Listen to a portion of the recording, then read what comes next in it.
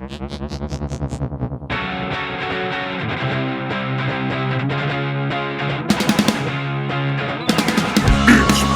Collectors Club with Bryce, Michael, and Ivy. I know a story of high strangeness or two. Let's do this. Hey everybody, welcome back to Bigfoot Collectors Club, the show where we talk to amazing guests about their personal paranormal history and share stories of high strangeness. Not always limited to Bigfoot, but today's kind of a Bigfoot-centric episode. I'm your host, Michael McMillan. With me always is your other host, Bryce Johnson. And our super producer, Riley Bray. We are back after a very brief hiatus. We hope you all enjoyed our retrospective BCC Classics week. If you're a new listener, welcome. If you've been with us for a long time, welcome back. We have a show today that will hopefully become an instant classic. We have a terrific guest this week. We're going to jump right into it. We're going to bring him right in. He's one of the biggest internet personalities of all time. You may have watched him play games on YouTube or listened to him on the hit podcast Distractible. Club Scouts of all timelines, please welcome to the show, Markiplier. Woo! Hello. It's me.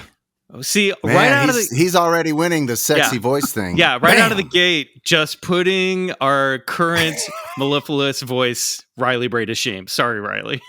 That's warranted. I get it. That's the You sound like Mickey Mouse. I don't aim to compete in that department. It's not. It's all you. Are you now? Come on. Are you laying it on? It's all you. You win it. It's okay. Don't worry about it. It's fine. No, you. It's Just all you. over the course of the episode, just gets deeper and deeper. Both of you guys. What do you mean? I don't know Show what off. you're talking about. Achieve some binaural beats between our voices. We should have you voice the Bigfoot on our opening intro. You'd like do way better than I would. Yeah. Mark, welcome to the show. How are you, man? I'm good. Thanks for having me on board. Oh man, thanks for being here. I got to tell you, I told my nephew last night, he's 18, that you're on the show. It's the first time he's texted me back in weeks. That's sad. That's so sad. Yeah. I'm sorry. I realized I'm a square uncle, and it's not that he doesn't check his phone. It's just he doesn't give a shit unless you're coming on my podcast. And he was like, that's fucking awesome. Oh wow. I hope to not disappoint at that high praise. I know. I'm telling you, you got a fan in Lawrence, Kansas that his respect for his uncle depends on how engaged you are in this episode. So we gotta. Okay. Well, I am so engaged. What's her name? His name is Thomas. Thomas. That's my brother's name. You are cool as my brother is cool. There you go. I love it. Thank you. You just bought me. My 10 brother years is not very cool. I mean, that sounds like a shitty thing to say about my own brother, but no, my brother's very cool. I think this is the platform to talk about how uncool your brother is for sure. He's so cool. Oh man, now that's out there forever now. Well, I can text your brother and tell him you're on the show, and maybe he'll think that's cool. I'm not sure. Okay. All right. That's fair. We recently, I had to send it over to Bryce as well, but I checked out. You're no stranger to Bigfoot. In fact, you've been hunting Bigfoot. It appears lately. Yes, actually, by myself, I've been hunting Bigfoot. Yes, and posting videos. What better about way it. to do it? That's awesome. I know, right? Just me, Bigfoot, in the woods alone, one gun, one camera. That's all you need. We're talking about this video game that I had no clue existed because I'm not on Steam, and now I'm upset because now I have to get a gaming PC to play this. There's a game called Bigfoot that you have posted, and you are actually filming yourself in night vision, which I really appreciate as an attention to detail. Yeah, thank you. I thought it was just the only touch that fit, because if I'm on my own, I've been playing horror games for a long time. For those of you who don't know, it's a game. It's not real. You know, I'm not saying Bigfoot isn't real. I'm saying this game is not a real situation in which you hunt Bigfoot. But it felt only fitting to do it with night vision, to embrace that kind of like trail cam aesthetic that the game sometimes has. And in fact, in the game, you do set up your own trail cams to try to monitor Bigfoot's movements. You Man. use a lot of like drone tech, and then you get a lot of bullets, I mean, a lot of guns, and you just start shooting Bigfoot as hard and fast as you can. this is basically Expedition Bigfoot without the guns and ammunition. Mark, this is what I do for a living. Yeah, cool. Awesome. You got to come out with us one night. Yeah. Cool. Yeah. I would love to. Honestly, I would. What tactics have you picked up for? And we should say that for those of you out there that are listening that are upset by this, Bigfoot is a terrifying killer in this game. He's not a nice in this guy. game. Right. Yeah. Bigfoot is like ripping bodies apart in this game, like clearly up to no good. If there's a good Bigfoot and a bad Bigfoot, this is the bad Bigfoot. Right. Yeah. He deserved it. He had it coming, man. Mhm. What have you learned about hunting Bigfoot on these night ventures that you've been going out on? What should we know? What are good tricks for luring him, trapping him, and potentially killing an evil Bigfoot? Well, the difference between evil Bigfoot and good Bigfoot is that evil Bigfoot wants to be found. And more specifically, evil Bigfoot wants to find you. You don't need to do a goddamn thing. Right. Evil Bigfoot comes to you, but you aren't going to leave the woods Yeah. to Yeah. tell anybody about it. We've talked about this. There's like bad people in society. So why wouldn't there be bad Bigfoots within the group? Yeah. And to be honest, probably they are justified in being pissed off as well if so many people are coming to steal their feet and whatnot. Fair enough. But at the same time, it's like with bad Bigfoot, you know, you really don't have to do a lot. You're going into their home, and it's kind of understandable. They don't want you there. So why shouldn't they be pissed? A surprising amount of buildings and cabins have been constructed on his land without being interrupted. Yeah. Small I suppose- detail. He might be swooping in. I don't know. Look, I just showed up on the scene. I don't know. Yeah, I always like the Bigfoot stories where they're like roaming around a dumpster outside an apartment building, and like multiple people see it. There's lots of edifice and buildings nearby Bigfoot encounters, Michael. That's what we have in Los Angeles, dumpster Bigfoot. Is that a real thing? No, but I'm just picturing like hanging out in Hollywood. He'd be like an alleyway dumpster Bigfoot, probably. I think that just might be a dude, like a very hairy dude. Yeah. My wife has a Bigfoot is just a meth head theory, and it's a pretty good one. Maybe worth exploring at another time. I mean, I would not be shocked. Okay, so like I'm like not a skeptic. I think that at some point, you know, there's entirely plausible that there was some divergent species in evolution, that made large primate type creatures. It's totally plausible that this existed at some point. It's also totally plausible that we as humans killed the shit out of that branch of evolution. Yep. I would not be surprised at that. But at the same time, what's to say there's some guy with gargantuism that had like mental deficiencies, and he was out in the woods like because of like some genetic errors in his like birth or whatever. His genetic makeup wasn't quite right. It made him enormous, very hairy, and very angry, but also shunned away from society. And this could have been at any point in time. And then this 8-foot tall humanoid creature was roaming around the woods and just was persecuted. You know, it's a sad story. Mark, you could not set me up better for the story of High Strangeness that we're going to get to later in this Seriously. episode. That's what I'm here for. Yeah, I mean, you are a professional internet personality, and we really appreciate it. Is it really? Did I really set you up? Yeah. Oh, yeah. Yeah, this Oh, is great. good. This is All right, exactly cool. what we're going to be talking about later. And I can't wait to unpack exactly what you said and maybe introduce some new ideas. Mark, I got to ask you, we ask all of our guests, what is your personal paranormal history? How long have you gotten it? Have you been into Bigfoot, ghosts, UFOs? Have you ever encountered anything that you cannot explain? I'll give you the cliff notes, right? So I'm not a believer in ghosts. I think there's an explanation for most things. But I am kind of this believer that we don't know as much as we think we know. Aliens, who knows? There could be. Does it really matter? If they have the technology to destroy us and they haven't, then okay, I guess we're still living. Maybe we're interesting enough to watch. I don't know. The idea that we're alone in the universe is absurd. The universe is too big. Of course, there would be life somewhere else. Whether or not they can reach us is really the question. But as far as my day-to-day life goes, I'm not spending a lot of brain power trying to like ponder that or worrying about it. I have other worries. When it comes to things like Bigfoot, I think I already said, like, it's entirely possible. Like, biology is weird. Evolution is weird. Anything could have happened. Didn't they just recently find evidence that the Loch Ness Monster might have been real at some point? They found like bones down there or something like that. You know what? You're reporting the news to us. The last time we checked in on Loch Ness, they had done like an eDNA study where they do environmental DNA. This is stuff that like Bryce has gone into on Expedition Bigfoot, like finding like stuff around supposed Bigfoot nests. But basically they took a bunch of like material from the lake, studied all the DNA in it, and they found no sign of any DNA that they couldn't identify. And they think that like Loch Ness Monster might have been might be a giant eel or a school of eels that's swimming around in a mass, like an eel king.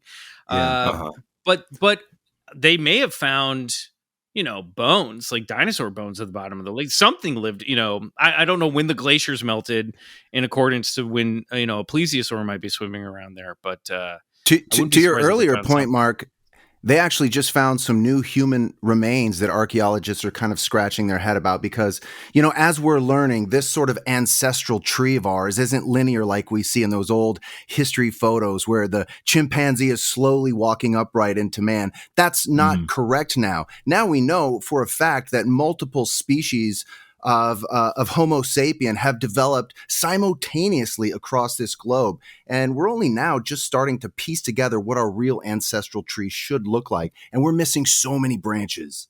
Oh, yeah. Probably because we killed them. I would not. That is my prevailing theory. We as humans used our big dumb brains and we killed everything else out there. And then we stand 1,000 years later, or a few thousand years later, or however many, not a few thousand, hundreds of thousands of years later. 2,000. Like, whoa, are we alone? Oh, where we are now. As we wash the blood from our hands, like, oh, why are we so alone? That's good. Why is it just us? That's a great idea. I mean, if we are, because we're closely related and even more closely related than we ever thought before, they just discovered chimpanzees. And chimpanzees are like the primate that kills for sport and goes to war with other tribes. So that's if right. If we're like that closely related to the nasty primates, then we killed everybody off. I mean, didn't we kill off the Neanderthal? Wasn't that us? We did make the atom bomb. Yeah, exactly. What are we talking about here? Yeah, it shouldn't be a surprise. We kill ourselves. We kill. What's to say? Like, if you see another thing that looks kind of like human, that the whole idea of the Uncanny Valley, I think, bleeds into this a lot. People think that like the Uncanny Valley effect is because to identify corpses and stuff, things that look kind of human. A lot of cryptid stories come out of this, but I think it's also just like, if something is of a slightly genetic difference from humans, we are so in tune with human faces that we can probably tell when something's not quite human. And it makes us feel like off about it. And some people would translate that directly into anger. Me angry, pick up big rock, me hit you in head. No more anger, no more weird feeling. I don't want to deal with that. Right. Certainly fear. Yeah. I mean, that's how I felt when I looked at the jacket cover of Communion by Whitley Strieber, the alien gray, when I was a kid. Nothing terrified me more than that. You know what I mean? And that's the other, you go on the other end of the spectrum and look at like alien grays and you're like, oh, that really looks like a human face gone sideways. Yeah. But it's interesting though that idea you're bringing is like, it's same, but not the same. And that's like what sets off this weird thing in us where it's like, you see the likeness in it, but then that's different and it triggers this weird, like the Uncanny Valley. I think we see ourselves in Bigfoot, in the wild man in the woods, and I think we see ourselves in the alien gray, the futuristic intergalactic traveler as well. We're pulling from both archetypes. Mark, when does a video game get it right with a face? Get it right. Like, when do you know they've done it? Yeah. The thing is, like, photorealism is nearly impossible for anything. So the good thing about games and things like this about the Uncanny Valley is that they're so far removed from accuracy that it doesn't trigger anything. It is really just things that sit in that really, really close spot to realism. It's why when they make fully CG movies that they claim look photoreal, they still look off because we can tell it's close. And the closer it gets without being there, the more worrying it becomes. Yeah. Mark, this is an Almost important point big. for those who don't know. Can you talk to us about what the Uncanny Valley is? Yeah. So I guess I haven't explained it. So the Uncanny Valley is this idea where if you see a graph, you have an X and a Y axis, and you have this curved line on it. As you approach the Y axis, you get farther and farther away from what a human face looks like. And as you progress along the X axis, away from the Y axis, you start to get closer to what a human face looks like. There is like, if I pull up right now, let me look up Uncanny Valley chart so I can not just talk out my ass about this. No, you were doing it. If any X-Men pop up just by accident, let me know. I'm a big Uncanny X-Men fan. All right, so you've got like the human likeness is the x-axis, the familiarity is the y-axis. So all the way on the left would be the industrial robot, like something that doesn't look even remotely human. At 50%, you've got like a stuffed animal, right? Or a humanoid robot without like fleshy face, not a latex face, or like anything mature, like that. C-3PO. Yeah, exactly. And then when you get to about 80 to 90%, that's when the graph, instead of going up in terms of familiarity, starts to plummet. There is this literal valley in terms of familiarity as human likeness increases. And it's where you see things like a corpse or like a robot that has a too realistic face or a really realistic CG character. It looks scary. Because it is so close to realness, it puts you off. It's a psychological effect that almost everyone experiences. There are very few people that do not experience this. That's got to be the issue with dolls, right? That's why people are scared of dolls.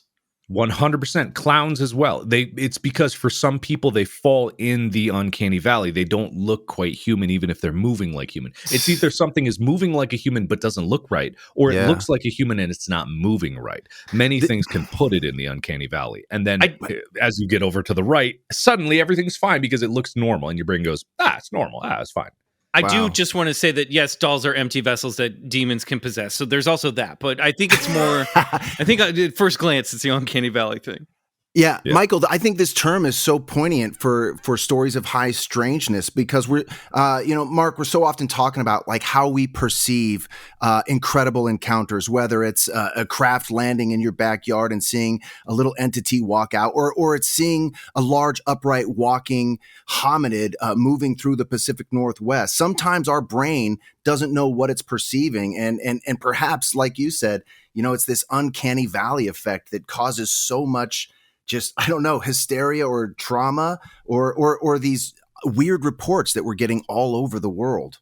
Oh, absolutely. It's because people crave familiarity, right? They need to label things. They need to understand things. And the problem is most people can't understand everything that they're seeing. That's why people jump to conclusions and things. That's why people can do cursory research and come to a conclusion, even if they don't have a full understanding. It's called, that's a different phenomena that's expressed on a graph. That has something called the peak of Mount Stupid. It's the beginner's curve. I think it's called the Bigfoot Collectors Club graph. Yeah, I think I'm on there. I forget what the name of this thing is. It's oh god, man, what is the freaking name? It has peak of Mount Stupid and then the Valley of Despair. It's the not the beginner's curve. God, the Dunning-Kruger effect. Yes. Yes, Nice. I have not heard of this, but I'm worried to look further into it. The Dunning-Kruger effect. It's okay. So X is competence, Y is confidence. So nothing all the way in the left. Your confidence is represented by the Y-axis, low to high. When you start anything, you reach the peak of Mount Stupid very quickly because your competence is very low, but your confidence in your ability to do that thing is extremely high because you don't know enough about the entire subject to say anything about where you stand in terms of an expert of that subject. It's like if you're going into a PhD program and you've never been to college before, you can read the summary, basically you read the glossary in the book of like, oh, there's that many subjects. I know theoretical physics. You're at the peak of Mount Stupid. You took one semester of psychology. You're at the peak of Mount Stupid. It's only after a lifetime of learning that you start to get out of the valley of despair as you learn more and get to a plateau of sustainability. I love this. This is the same idea as the fool is the precursor to the master. In other words, in order to like get good at anything, you have to be willing to be a complete and utter fool.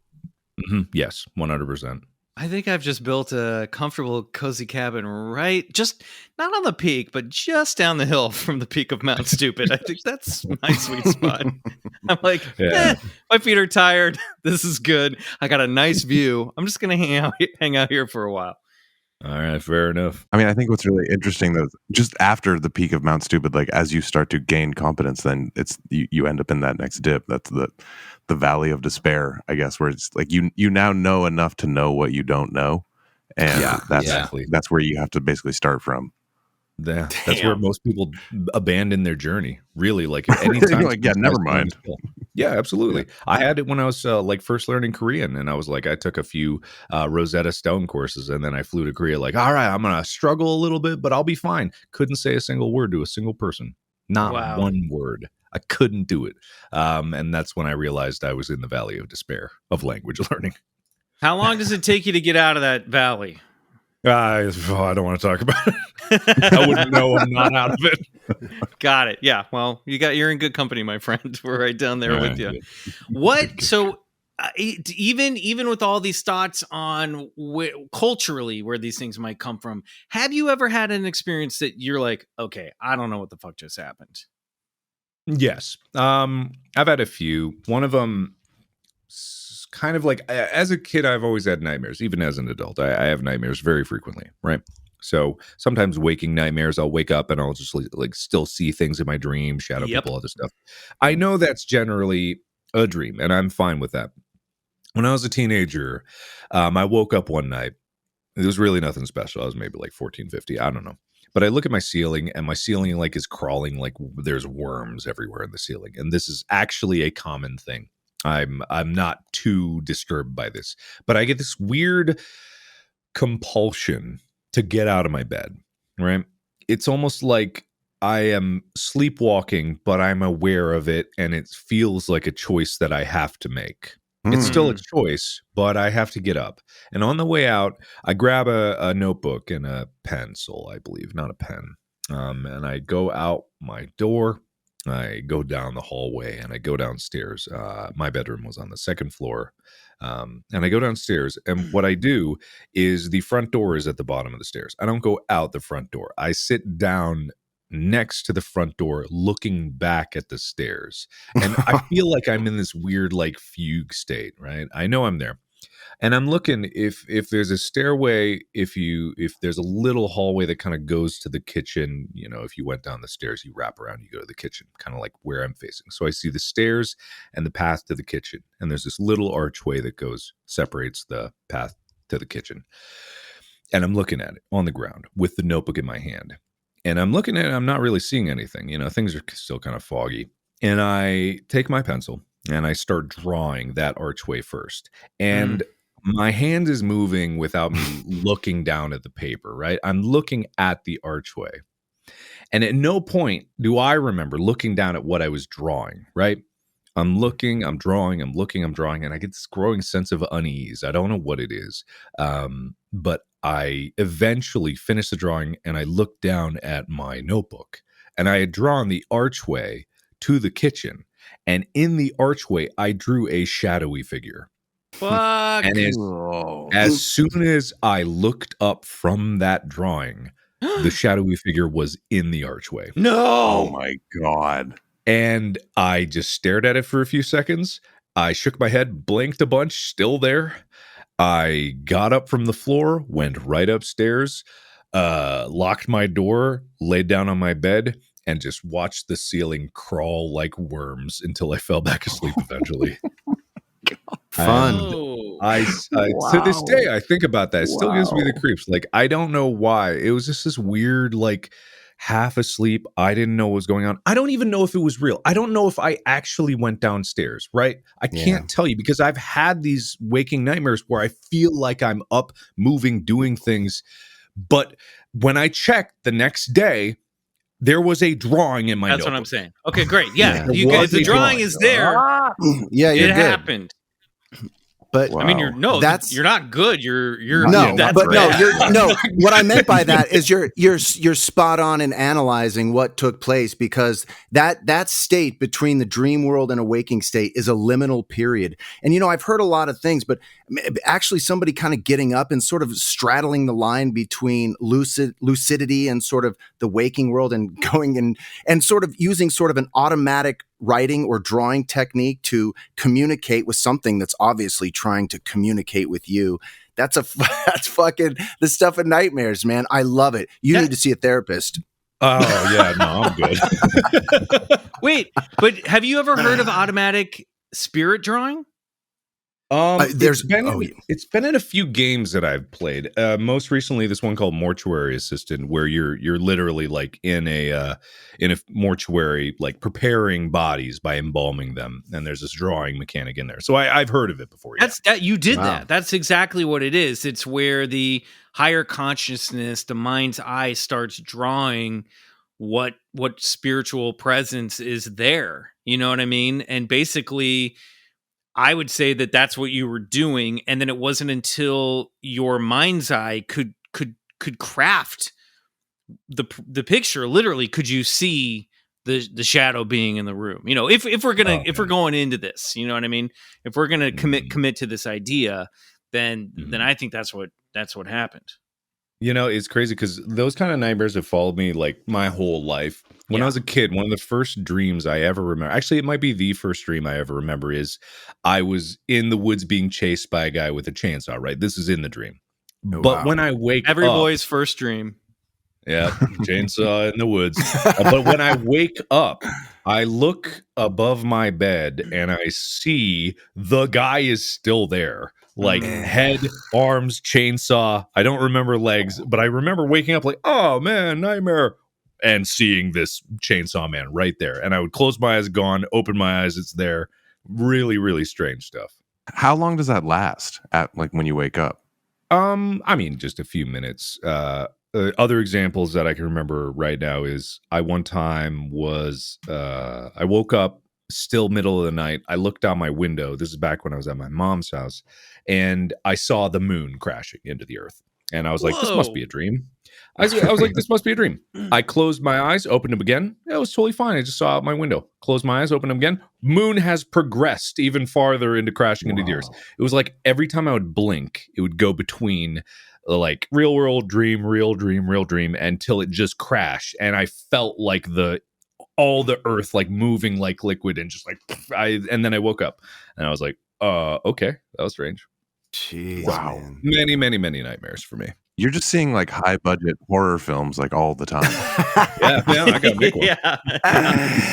Hey, Mark, have you ever heard about lucid dreaming or anything like that?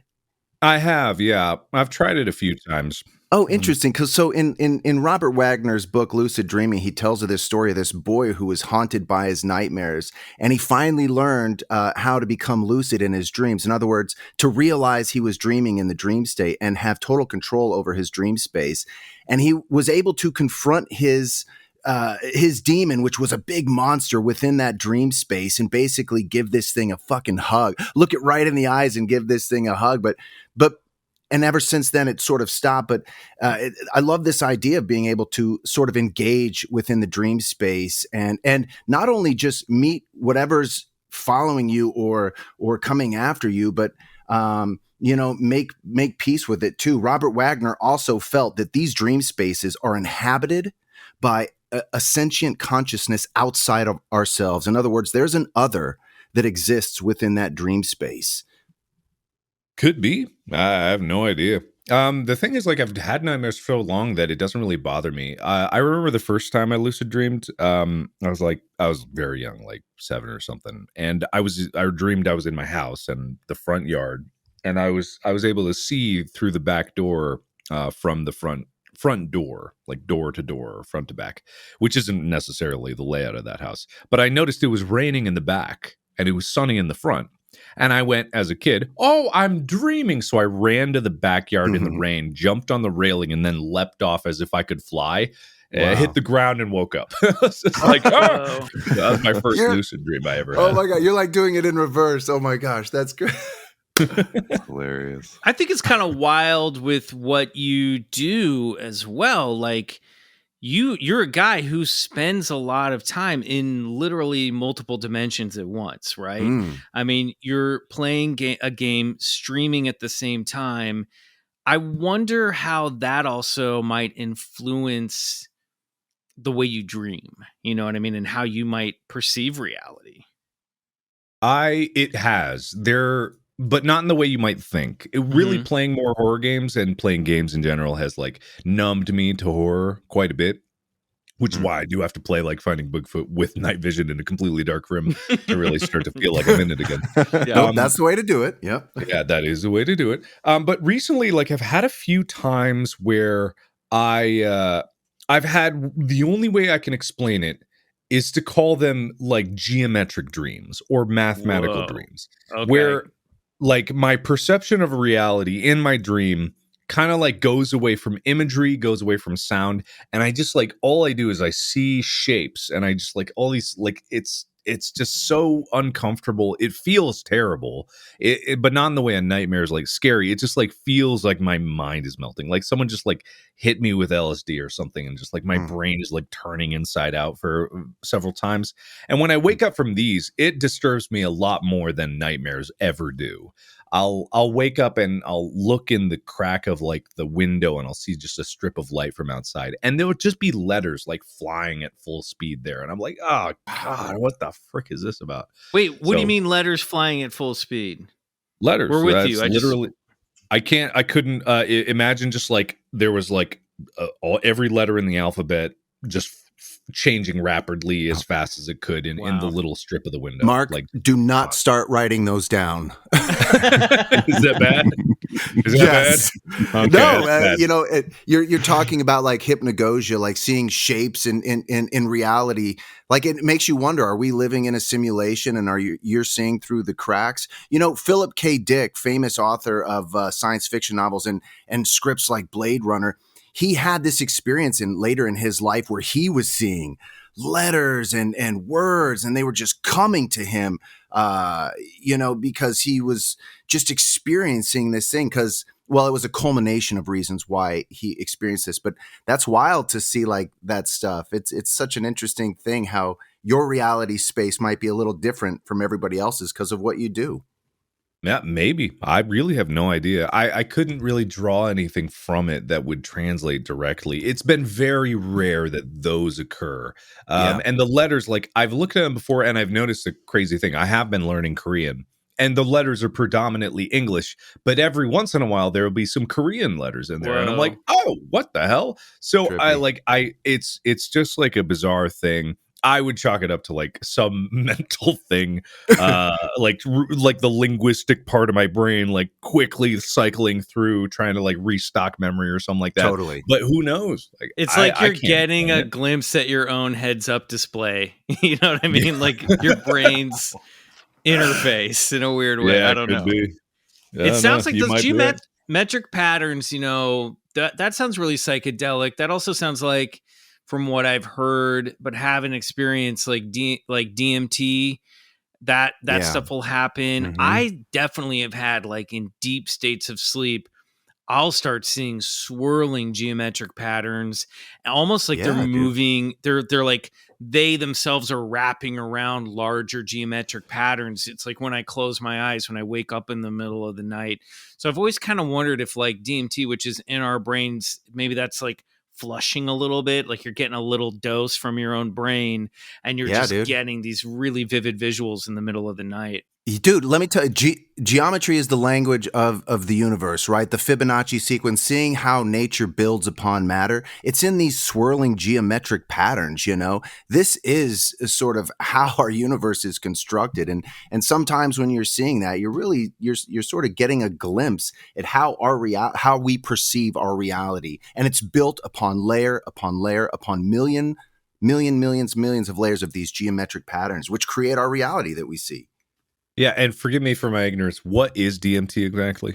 I think it's dimethyltryptamine, and it's found. I think it's found. We make it within inside our body, our organs, and a lot of sort of ancient mystical religions feel that this. Well, and researchers like Rick Strassman believe that this is the chemical that induces these altered states of consciousness where you're encountering alien entities.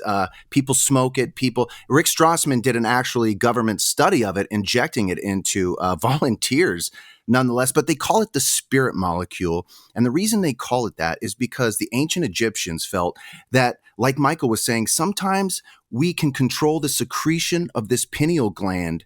And by doing so, we can enter that sort of altered state of consciousness. In other words, we can lift the veil, and we do it through this chemical that we all have inherent in our body. That is fascinating. Yeah, it's found in a lot of plants and animals, and people will take it as an hallucinogenic drug. It's the active ingredient in ayahuasca. Gotcha. It's naturally occurring as well. That's right. Right. On that note, let's take a break, and when we come back, we're going to play Bullshit or Believe It with Markiplier. Okay.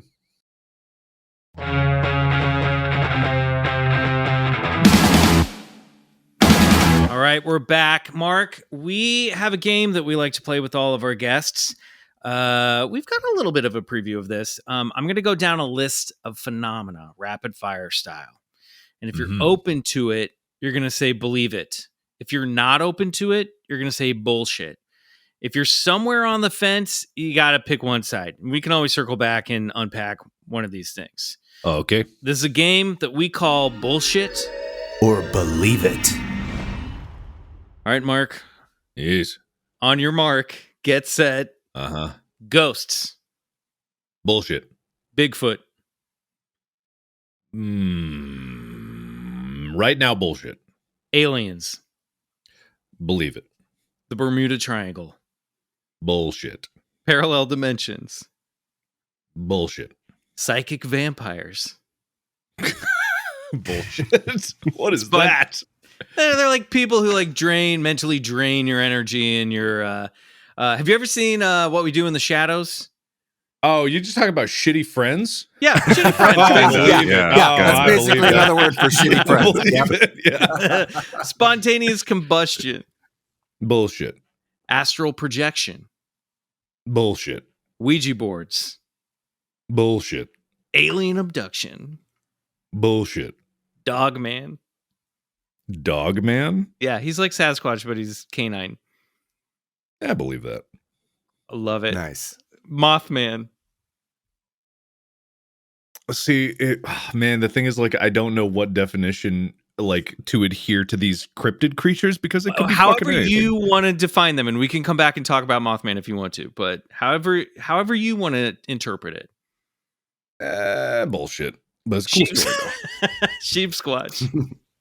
What? Yeah. Sheep Again, Squatch? Yeah, he's a Bigfoot with a sheep's head. Yeah, I believe it. Sure. Ritual. I love it. Ritual magic. Ritual magic, like Wiccans, that kind of thing? Yeah. Any of that stuff, like the occult sciences. Bullshit. Levitation. Bullshit. The healing power of crystals. Bullshit. We're living in a simulation. Possible. I say bullshit, though. I would give it credence, but I have to say bullshit. The government is hiding the truth about Elvis. About Elvis specifically? Yeah, that he's still alive. Why would they care? Bullshit. Alien human hybrids. Alien human hybrids? Mm-hmm. Yeah.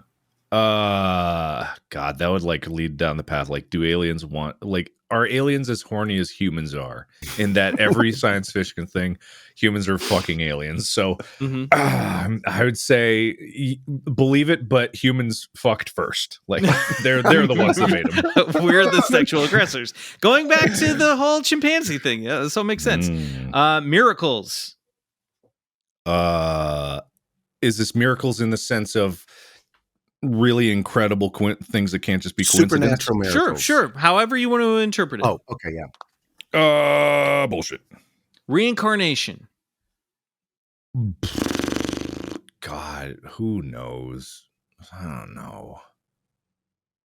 I love because I feel like we're breaking you now. Right now, we're so close to this. You're almost done. Hang in there, Mark. You're so close. It's tough because it's like there's no real way to know, and it's like it ties into karma and all this stuff, but who fucking knows? I don't know. I have to say bullshit, but just because I'm in a place where I don't know. Destiny. Mm-hmm. Bullshit. Life after death. Bullshit. All right, nice. good Well job, done. Mark. Great job. Well done. Great job. I really like how you stuck to your guns. I really like how you said bullshit to everything basically except Dogman and Sheep Squatch. Yeah, Dude, our work who is knows done. about those? I feel like you're like, yeah, they sound fun. Believe it. Yeah, no, That's hey, right. if it's That's- fun, it could work. Yeah, I can That's do how it. this stuff works, man. I promise you.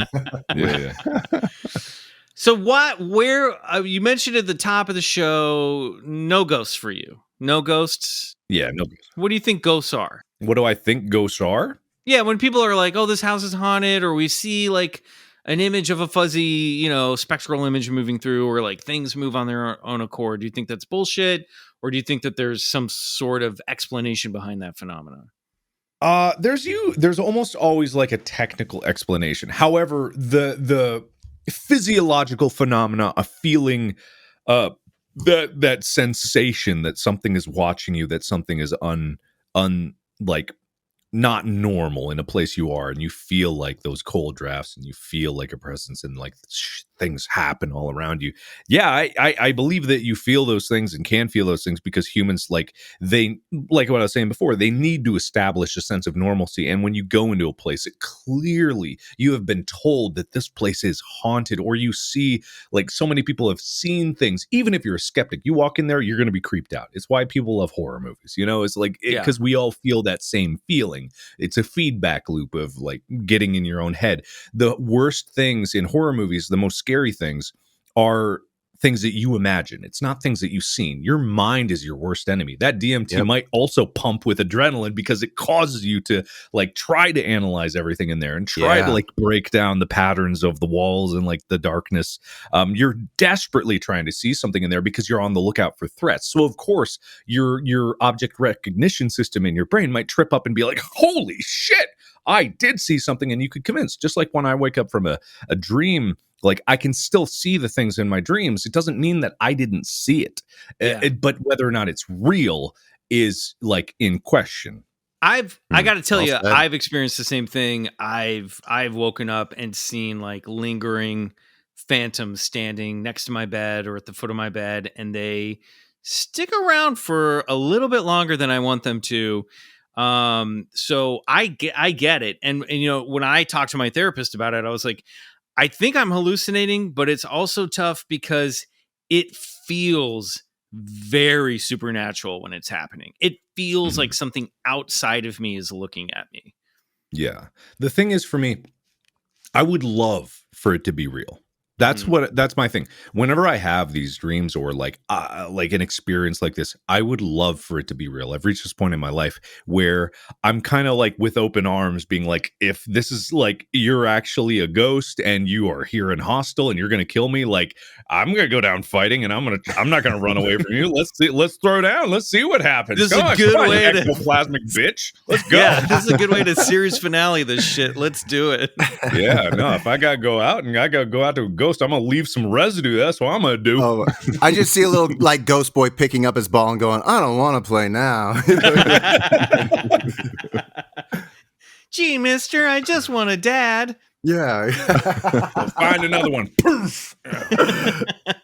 What scares you? What's the thing that scares you? You said you're getting desensitized to horror stuff. What scares you the most, Mark? Ocean. Ooh. Hell yeah, Period. dude. Ocean. Yep. What about it? Oh yeah, good, Riley. What about the ocean? Okay, so anything about being in the ocean, about going in the ocean, me physically being in the ocean. I could watch videos of people in the ocean, no problem.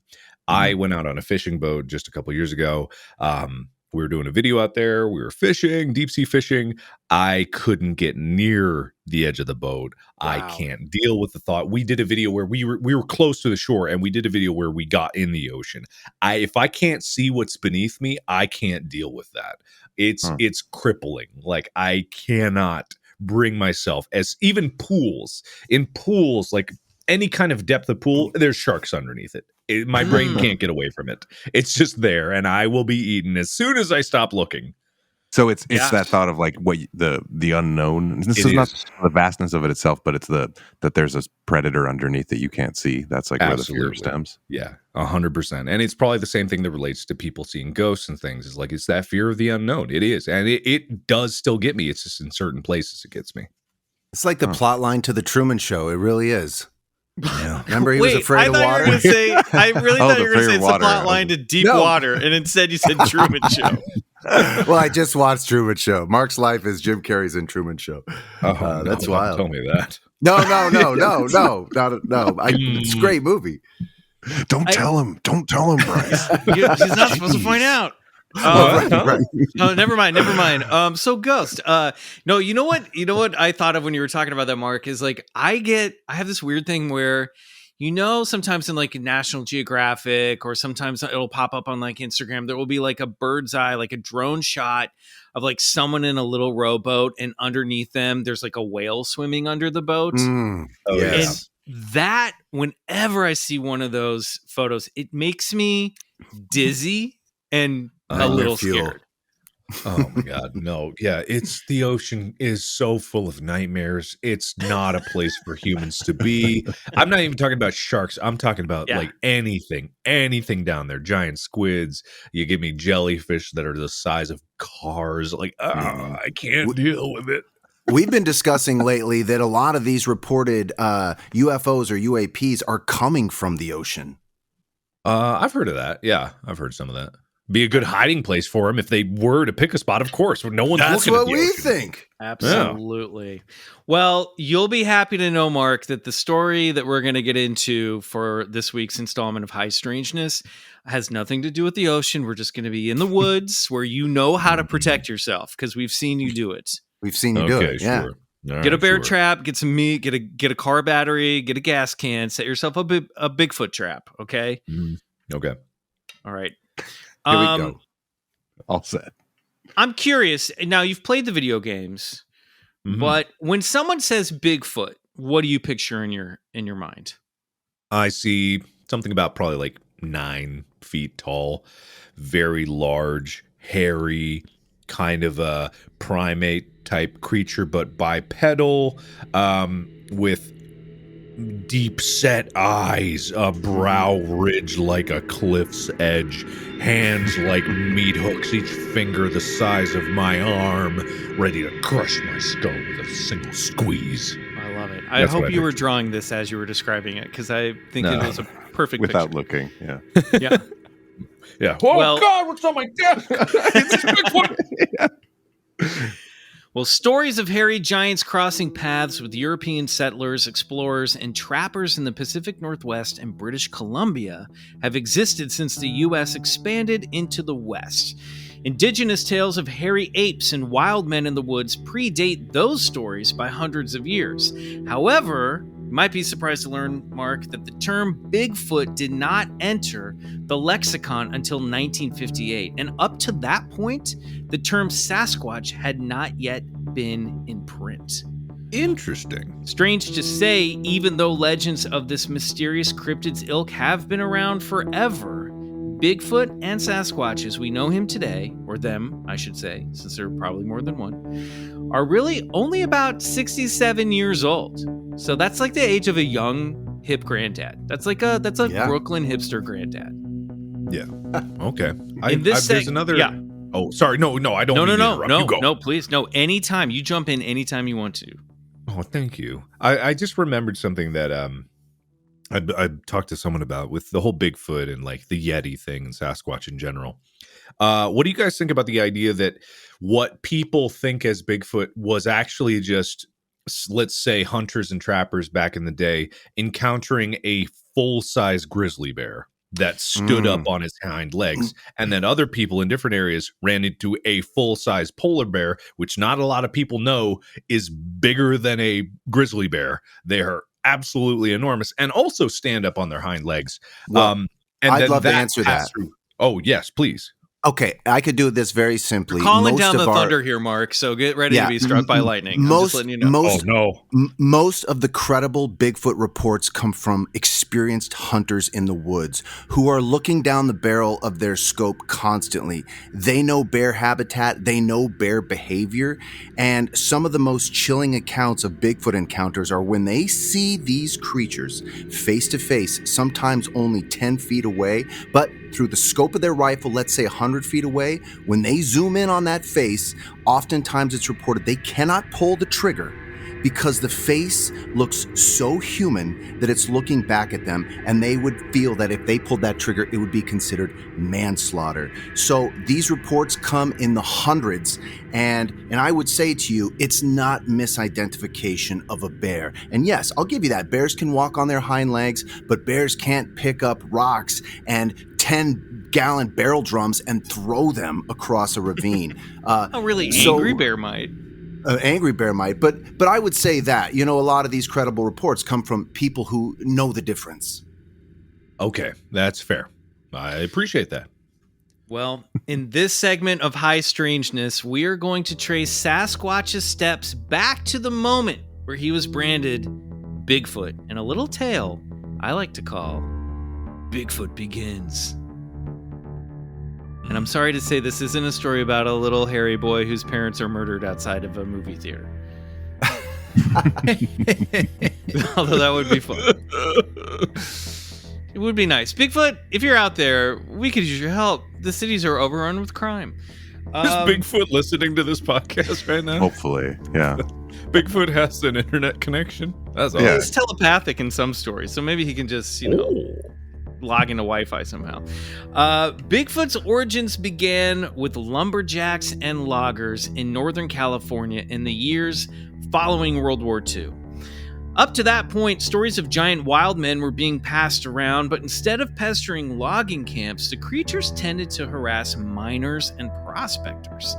This was the case with Fred Beck and his crew, a group of miners who were allegedly attacked by a pack of Sasquatch-like entities in their cabin one night near Mount St. Helens in 1924. While the story was widely reported and later became known as the Ape Canyon incident, and the canyon was even renamed in the story's honor, no one knew what to call the creatures in 1924, so they were just called apes or hairy devils.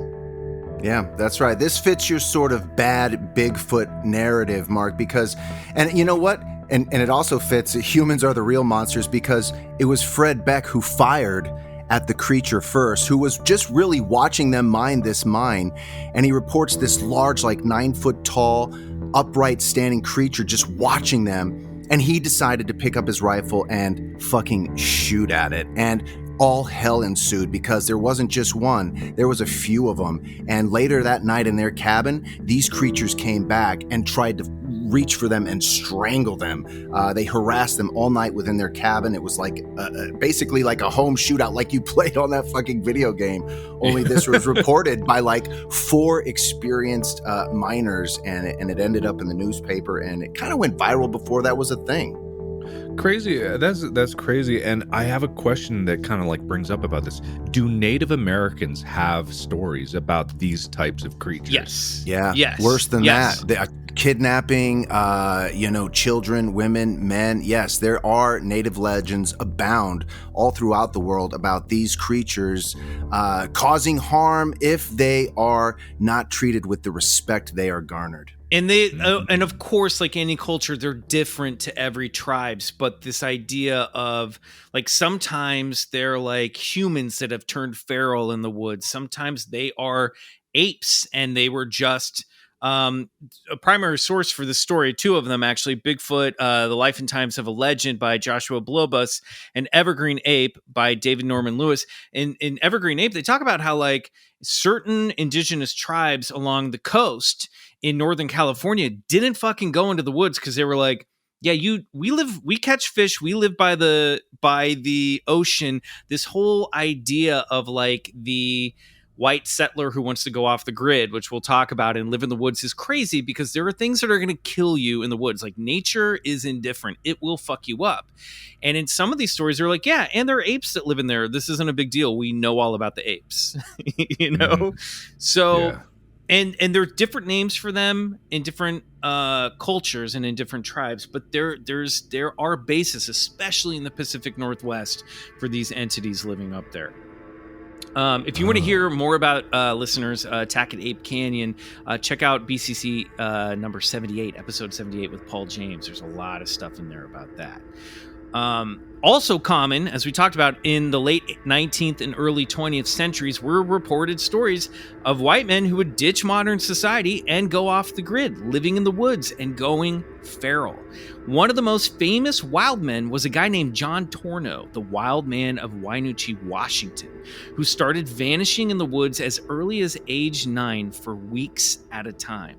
As an adult, the 6'5", 250-pound Cherno left the logging industry and went out into the forest to live off the land. And he wanted to be left alone, like seriously left alone. He used to warn others, "I'll kill anyone who comes after me. These are my woods." In September 1911, while stealing a cow from his sister's farm in the Olympic Peninsula, Torno's 2 young nephews mistook him for a bear. There you go. So sometimes people think wild men are bears. And they fired their rifles at their uncle. Torno, well known to be a deadly shot, returned fire and killed both of his nephews, not realizing who they were. He covered their bodies in moss in the yard, went inside, informed their mother of their deaths, raided her kitchen, and then went back into the woods where he continued a killing spree that would claim a rumored 11 lives. He was hungies. Yeah, this guy was, and he's kind of like considered a folk hero up in Washington because he was like, fuck it, I'm living alone. And he turned into an outlaw because people wanted to go capture him after these boys were killed, and he just started picking off law enforcement in the woods. Did he leave a note? Was the mom not there? Yeah, like, sorry, I stole your beans. Also, your kids are dead. She heard it was nighttime and her boys had not come home, and she was worried, and she was in bed and heard rummaging around in her kitchen, and she knew that her brother was this like wild man, and she went into the kitchen and she saw him rummaging around taking food from her cabinets, and he was like covered in hair. His hair was all long. There were like bugs in his hair. He smelled disgusting. Like all the things that you would describe a Bigfoot, you know? And again, he's a big guy. He's like 6'5", 250 pounds. And she took one look at him and she was like, "Where are the boys?" And he turned to her so sad and he was like, "I didn't know who they were." And then he left. That's all he said. He didn't say, "I'm sorry." He was just like, and then she found the bodies in the front yard covered in moss and leaves. He'd left the bodies for her. Fucked up. Yeah. God, that's messed up. Yeah, super messed up. So stories about the wild man Torno spread, how he'd kill in order to be left alone and moved around. And there were rumors that he moved around unseen by swinging from branch to branch in the trees. Torno was eventually, after a long manhunt, shot and killed by a deputy named Quimby, law enforcement. And when they recovered his body and brought it back to civilization, the coroner remarked that the body was pure muscle and bone, with shoulders like that of a gorilla and leathered palms and feet. If hairy devils of the woods didn't exist, Torno would have made a very good substitute. Bigfoot arrived in the late 1950s as America was finally getting comfortable after the events of World War II. By that point, stories of wild men like Torno and the last surviving indigenous tribes of the Pacific Northwest and miners being attacked by mountain devils were legends of the distant past. But the legends were reborn on the morning of August 27th, 1958, when a logging encampment populated by 30 or so loggers were on their site near Bluff Creek, California, not too far from Willow Creek, found that their site had been turned over and trampled upon overnight. A cat skinner, that's the name for a small bulldozer driver. That's kind of a fun vocabulary word of the week. Cool word. Good word. By the name of Jerry Crew, discovered massive human-like footprints set deep in the earth around the camp. Crew, a good Christian man whose religious views would eventually shape his perception of what Bigfoot was, more on that in a moment, ran to the site's foreman, Wally Shorty Wallace, and pointed out the prints, wondering if they had been pranked. The prints, coupled with the fact that heavy equipment had been tipped over and large drums and a 700-pound tire had been tossed into a gully, ignited debate among the workers that some kind of thing had vandalized their camp. Maybe it was a warning. And weren't there similar stories of large man-like prints found on another Wallace site a few weeks back up near Mad River? And hadn't someone else heard that there were strange tracks seen recently up by the coast in Trinidad? Shorty mentioned that the previous summer, a 450-pound drum of diesel fuel had gone missing. It too had been discovered at the bottom of a gully, and there were large prints in that instance as well. Over the next few months, the workers gave a name to their oversized vandal, Bigfoot, which was initially spelled as 2 words. A journalist from the Humboldt Times named Betty Allen, a resident of Willow Creek, interviewed the workers about the barefoot boogeyman, and they traded tales of missing or upturned equipment, vanishing dogs, anything that went sideways on the site. Well, that was surely the work of Bigfoot. In mid-September, a new set of tracks were discovered. Jerry Crew traced the tracks with paper and sent them to a taxidermist from Reading named Bob Titmus. Titmus thought that the traces of the prints lacked too much detail, so he taught Crew how to make a plaster cast, marking the first time such a practice was done to capture Bigfoot prints here in the U.S. The hunt for the elusive wild man was on. The newspapers, already reporting exciting stories of Yeti expeditions in the Himalayas, picked up on the notion that America might have its very own abominable snowman. Another journalist who followed the emergence of Bigfoot in Northern California was Andrew Gonzoli of the Humboldt Times, who we can credit for condensing Bigfoot into Bigfoot. Gonzoli and Betty Allen worked together to deliver all the Bigfoot news worthy for print. Gonzoli reported, "The men are convinced that they are being watched. However, they believe it is not unfriendly watching. Nearly every new piece of work finds tracks on it the next morning, as if the thing had a supervisory interest in the project." So this is just like a hot, fun, late summer starring Bigfoot. This guy's just like showing up on this cruise site, just hanging around, knocking over equipment. I like the idea of him being supervisory, like he's just like a construction foreman that just sort of like drinks like lukewarm coffee and paces. Yeah, he's just a teamster. Here's a little context. That was a new logging road. So imagine like paving your way into virgin timber for the first time, and Bigfoot lives there and he's going, "Hey, get the fuck off my land." Yeah. Shorty's brother and business partner Ray had gotten involved in the mystery and estimated that the new set of tracks measured a stride's length about 2 feet apart and at a walking pace, and then a 10-feet berth at higher speeds when the creature might have been running. Titmus, the taxidermist who had been out on the site as well, didn't see the rationale for the tracks being a prank, but no one knew what this thing was exactly. Maybe they were made, Mark, by a large wild man like modern-day John Torno, a human living in the woods. And in fact, they even went so far as to say maybe it's like some large kind of mentally challenged guy just hanging out in the woods. Like, they weren't super kind about it. They actually said that it could have been that?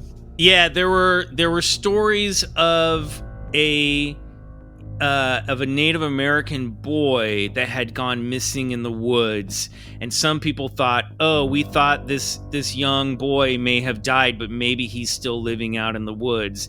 And the stories had been that he had been he had been differently abled in some way. So there were like all these like, you know, kind of cruel rumors about what. No one was saying this is an ape. No one was saying really that this was like a Bigfoot creature, because they were just like, this has got to be some like big, strong human. And you're going to hear of what some of the theories are in a moment, and some of them are pretty funny. Titmus wrote or said, "Are the tracks a human of human origin, or are they the actual marks of a huge but harmless wild man? traveling through the wilderness. Can the tracks be some legendary-sized animal? Thanks in part to the popularity of Eric Shipton's discovery of Yeti prints in the Himalayas, which were featured prominently in the press at the time, Bigfoot became a national celebrity. Theories swirled around as to what type of being was responsible. It was a bear. It was a wild man. It was a prankster. Maybe an ape. One laughable theory is that the tracks were the footprints of a big-footed Swedish lumberjack who was running amok in the woods. That's my favorite one. The one guy was like, Swedes are pretty big. I worked with a pretty big Swedish lumberjack. It could be him. Other theories look to the stories of the Lemurians, an ancient race of people that were said to live underneath Mount Shasta to the southeast. Maybe the tracks were left behind some sort of ancient Lemurian master of mystic arts and sciences. Then, in October, there was a sighting. A man named George Smith was driving down Bluff Creek Road when he spotted an 8-foot, broad-shouldered, hairy monster lumbering out of the woods. Smith was terrified, didn't leave his car, but he remained skeptical after seeing this thing, saying that the fur in the creature sagged like a poorly tailored suit, leading him to think it had just been a man in a gorilla costume. I mean, I don't know what sort of guy would just be out in the woods in a gorilla costume, but, I think he was like, this is weird. I don't think this is what this could be. Yeah. Jerry Crew, remember he was a religious man, the cat skinner. He eventually developed a theory that Bigfoot was sent by God to challenge secular science, proving that Bigfoot, this wild man, this offshoot of human evolution was real, could prove to the world that God was real and man and science were fallible, since it challenged everything they knew up to that point about anthropology. Huh. The native Hoopa Indian tales spoke of, and they were the indigenous tribe of the area, they spoke of creek devils, beings that inhabited the area for centuries. And these stories included a legend of a cave inhabited by a large-footed tribe. Sometimes the large and hairy smelly creatures were referred to as Oma, which might have been part material and part spirit creature. The story of Bigfoot caught the attention of a very important figure in Bigfoot lore, author and investigator John Green, who had been up in British Columbia investigating mysterious tracks found there 1 year earlier. Tracks that Green felt were representative of a legendary creature he'd come to learn about, Sasquatch. Green had basically gotten a 12-month jump on the budding Sasquatch phenomena up in Canada, and when he first heard about Bigfoot down in California, he thought that some prankster was ripping off his work. So he jumped in the car, drove down to Bluff Creek to take a look at the tracks for himself. He had this to say about what he found when he arrived in California. Looking at them was quite an experience. I realized that in spite of having taken a 2,000-mile trip just to see them for myself, deep down, I had never expected that there'd be anything to see. Fortunately, my wife was with me. She might not have found it to be so understanding over the years had she not seen the tracks herself. And I want to touch upon exactly what Green thought was so compelling about these tracks, but I think there's an important lesson here, which is, Bryce, you need to take your wife on your Bigfoot expeditions with you. Yeah, I can't even get her to watch my show, let alone go on a Bigfoot expedition with me. Maybe that's how she gets you to finally respect what you do. Just show her some of these prints. I'll work on it. Yeah, great. The thing that blew Green's mind was that the tracks that they'd found down there on Bluff Creek Road were eerily similar to tracks that had been seen in Ruby Creek up in Canada 17 years earlier. Check out BCC episode 148, the Ruby Creek incident, with Expedition Bigfoot's Russell Acord for more on that. So how would anyone know to fake tracks that looked exactly like tracks that were found almost 20 years prior? Plus, they were so deeply impressed in the earth, indicating that it would take the weight of more than just a tall, heavy-set man to make them. Then, there was the evidence of a split or doubled ball of the foot, which was nothing like a flat-footed human. Green spoke to the Humboldt Times, marrying the legends of Sasquatch and this new Bigfoot into one, and he said that, in fact, they were one and the same species. As the 50s drew to a close, activity in and around Bluff Creek died down, and the Humboldt Times moved on to news stories. But Bigfoot remained and was now officially a member of the Sasquatch species. Titmus and Green would go on to be major figures in the search for proof, but Green had very little doubt about the creature's existence. In the foreword to his seminal book, Sasquatch, The Apes Among Us, Green cites this quote from anthropologist Dr. John Napier. One is forced to conclude that a man-like life form of gigantic proportions is living at the present time in the wild areas of the northwestern United States and British Columbia. If I have given the impression that this conclusion is, to me, profoundly disturbing, then I have made my point.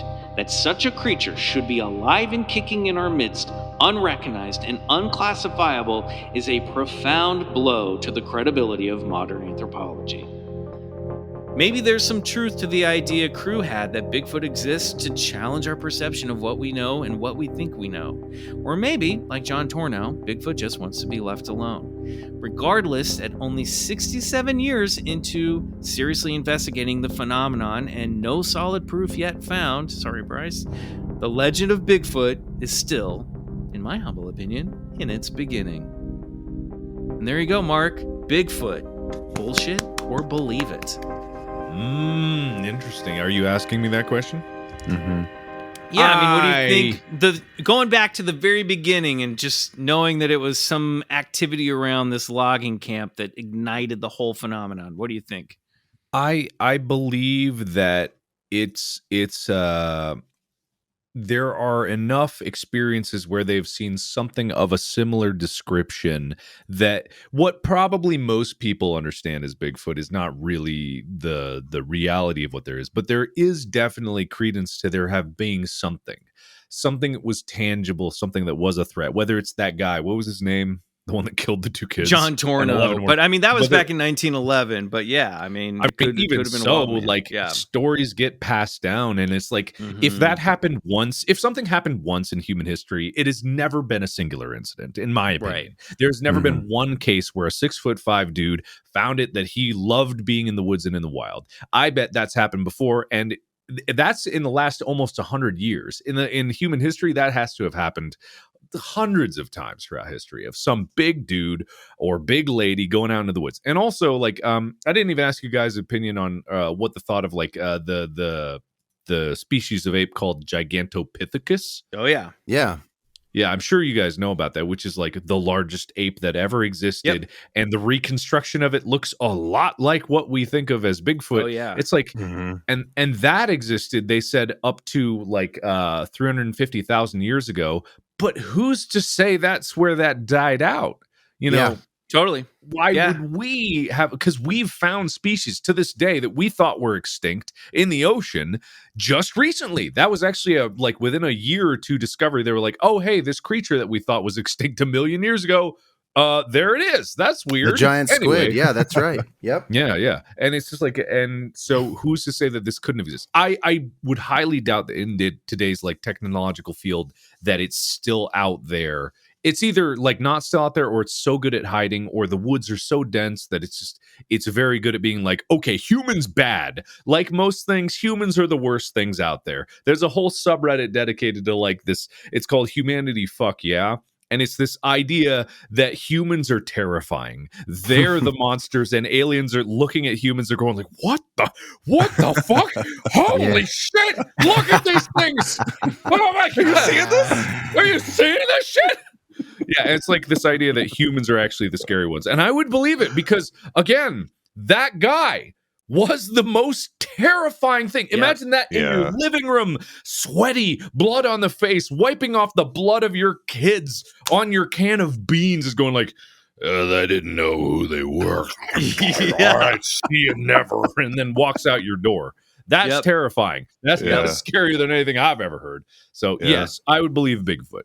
That is not hardly the least credible thing about any of this. Yeah. Love it. I love it. I know. It's great. It's crazy. I just love the idea, too, that this romantic idea of like running off in the woods and living off the grid is like, no, man, nature's going to fuck you up. You know what I mean? Like, There were Yeah. all these stories of wild men around that time that were European settlers or, guys that had come over from the East Coast, and every one of them was like gunned down in the woods, like John Torno, couldn't hack it, crawled back to society. It's wild, so I don't know. I want a chance to weigh in here. And Mark, listen, I like both these theories of this idea that they could be people who have gone into the woods as maybe an initiation or something. This is done in shamanic tribes. They send their medicine man off to the woods for a certain amount of time to come back and bring knowledge from the forest. It could be that, but this makes up a pale amount of the accounts that people are reporting. And I like this idea of the Gigantopithecus, and maybe it slipped by our untrained eye. And yes, what you said, I do believe these creatures are shy, intelligent, and they're aware of us as soon as we enter the forest perimeter. And yes, there is so much fucking forest down there that did you know that the FAA has reported over 70 lost craft just in Kings National Canyon Forest alone since World War II? So the forest swallows things whole. Oh no. Yes. The forest is like the ocean. I'm so sorry, Mark. I didn't mean to take you there.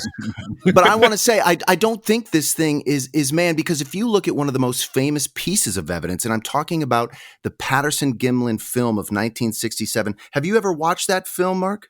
The one where he's kind of like loping in the background and looks back at the camera? Yeah, it's actually it's a she, because if you look closer to that video, she has these BCC phrase.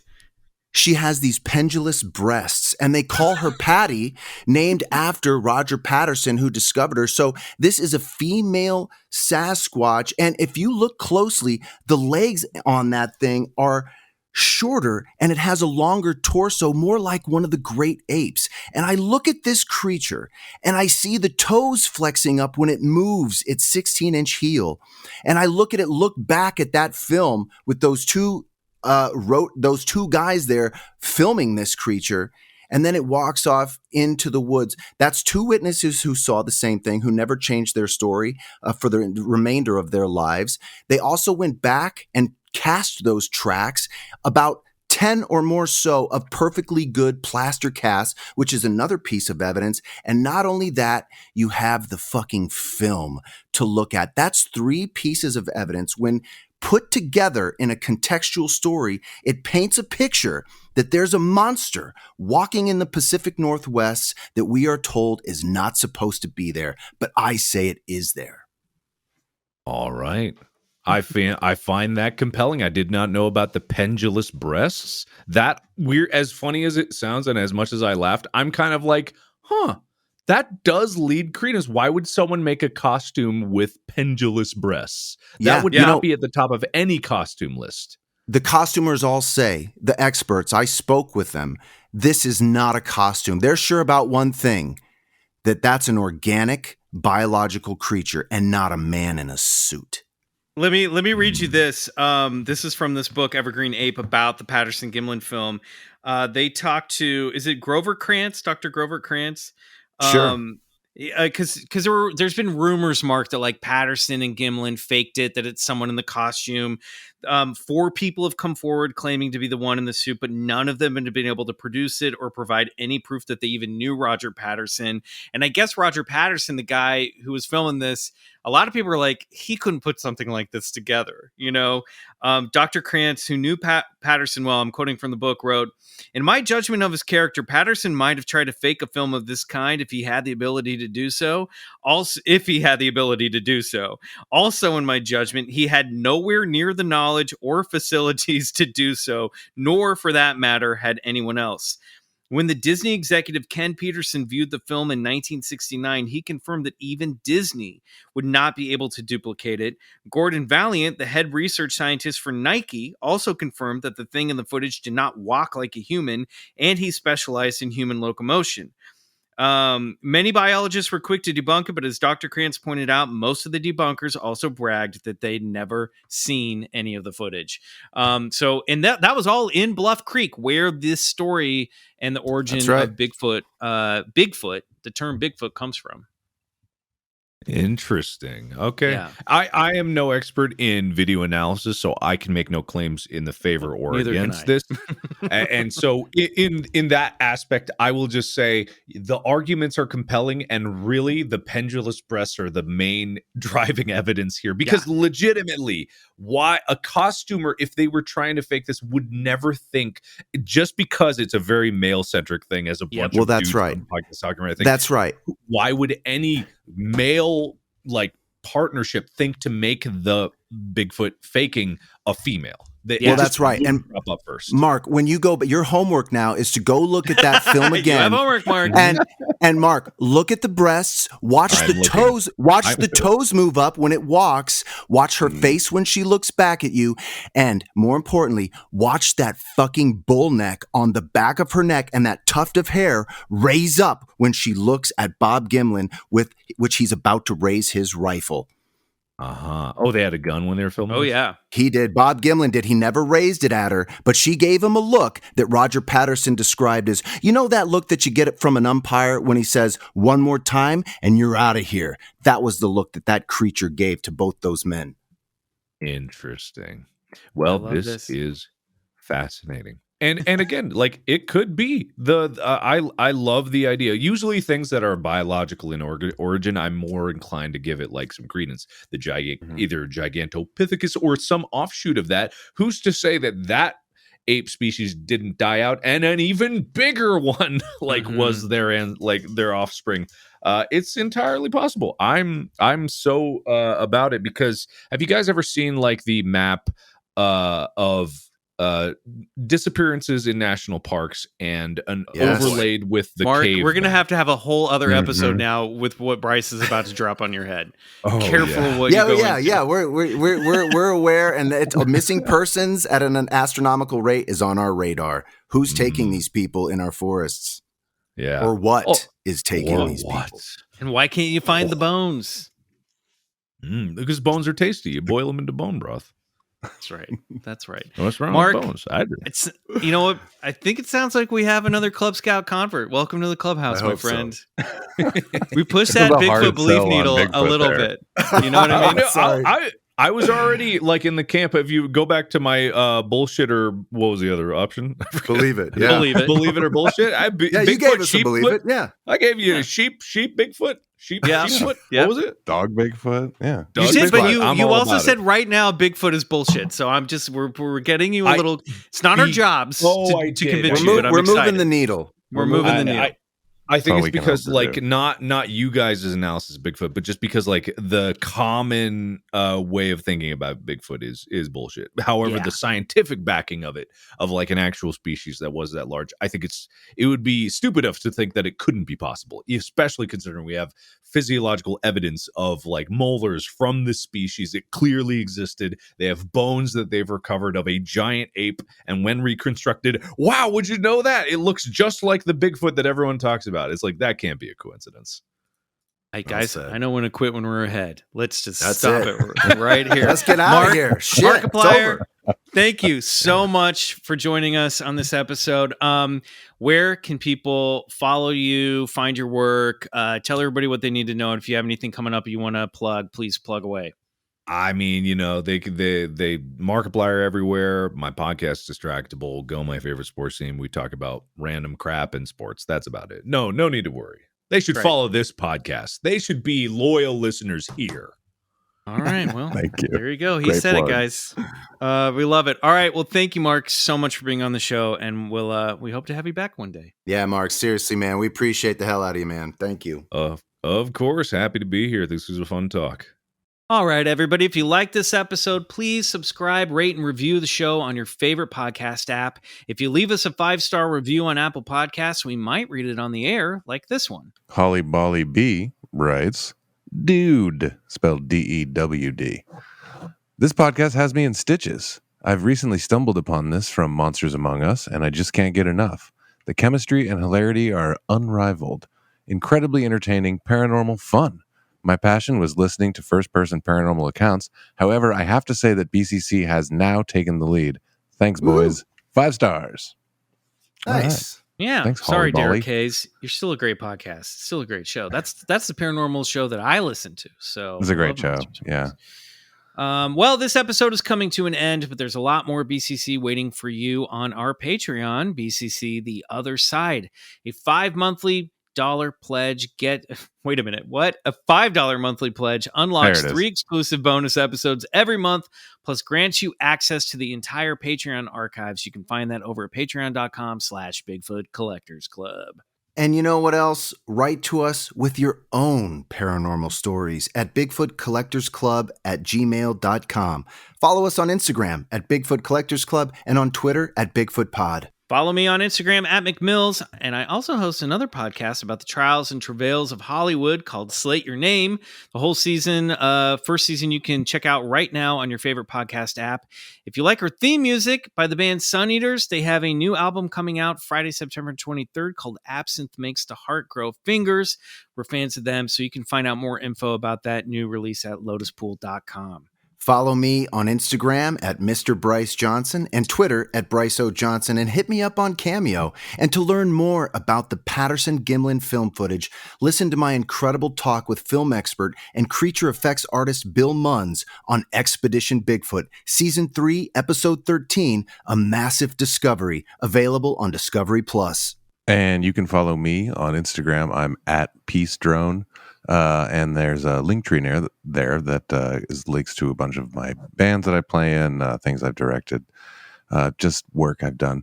So you can check that out and hit me up there if you want. Also, if you do join the Patreon, maybe consider the ultra terrestrial tier, which is where I drop the scores from the show, like this one that you just heard.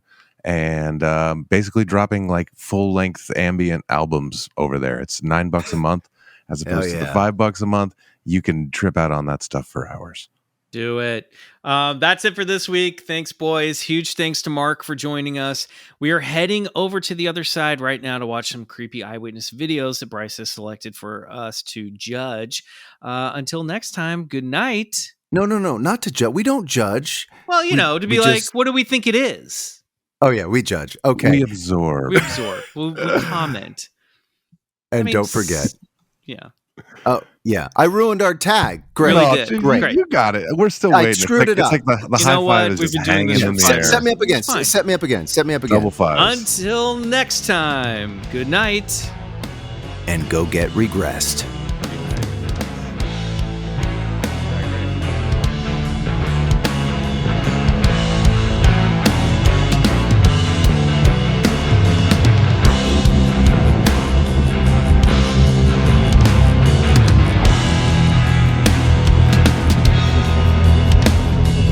Bigfoot Collectors Club is produced by Riley Bray and Michael McMillan and scored and engineered by Riley Bray.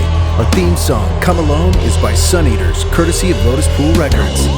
Do us a favor and support the show and unlock 3 bonus episodes every month by becoming a member of our Patreon, BCC The Other Side, which can be found at patreon.com/BigfootCollectorsClub.